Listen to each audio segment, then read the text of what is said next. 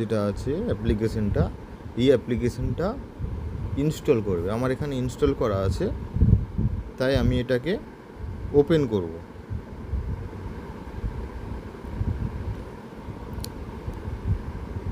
Just অ্যাপ্লিকেশনটা open হতে দেবেন। ওপেন হতে দেওয়ার পর এখানে দেখবেন এরকম একটা ইন্টারফেস আসবে।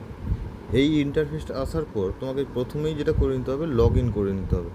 এখানে দেখবে প্রোফাইল আছে, আমার এটা লগ ইন করা আছে, তাই আমার এখানে হ্যালো প্রাঞ্জল গিরি নামটা শো করছে।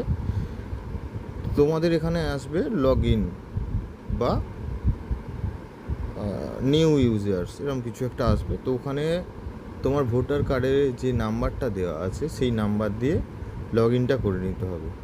লগ ইন করে দেওয়ার পর এরকম একটা ইন্টারফেস চলে আসবে।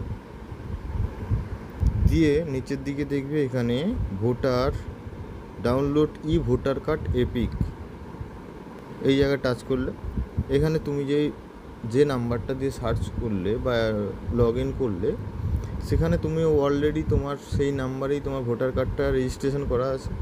তো এখানে তোমার সেই ভোটার আইডেন্টি কার্ড নাম্বার যথারীতি চলে আসবে অটোমেটিক্যালি। তো তারপরে তোমাদের যেটা করতে হবে সেটা করতে হবে শুধু এখানে স্টেটটা সিলেক্ট করে নিতে হবে। তোমরা এখানে তোমাদের স্টেট যেটা, আমার ওয়েস্ট বেঙ্গল, তো আমি ওয়েস্ট বেঙ্গলটা সিলেক্ট করে নিলাম।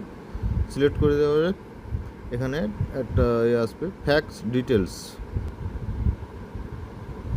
স্টেটটা সিলেক্ট করবে। সিলেক্ট করে দেওয়ার পরে এখানে ওয়েস্ট বেঙ্গল সিলেক্ট করার পর এই অপশানটায় টাচ করলে এখানে তোমার ভোটার যে কার্ড ডিটেলস সেটা চলে আসবে।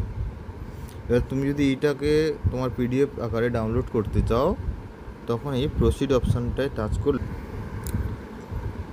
ডাউনলোড কমপ্লিট হয়ে যাওয়ার পরে তোমার কাছে এরকম একটা ইন্টারফেস চলে আসবে, যেটা তোমাদের ভোটার কার্ড ডাউনলোড হয়ে গেল।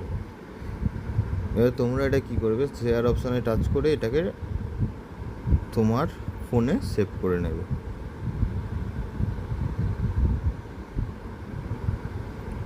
ফোনে সেভ করার পর তোমরা তোমাদের যে ফাইল ম্যানেজার আছে ফোনের, ফাইল ম্যানেজারে গিয়ে দেখতে পাবে যে তোমাদের কার্ডটা ডাউনলোড সম্পূর্ণ হয়ে গেছে।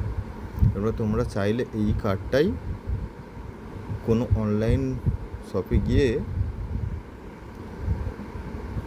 ডাউনলোড ওখানে শপে গিয়ে কম্পিউটারে দিয়ে কার্ডটাকে ছোটোভাবে আইডেন্টি কার্ডের আকারে বানিয়ে নিতে পারবে।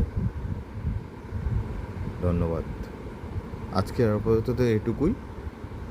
পরবর্তী ভিডিও পেতে পেজটাকে ফলো করে রাখো।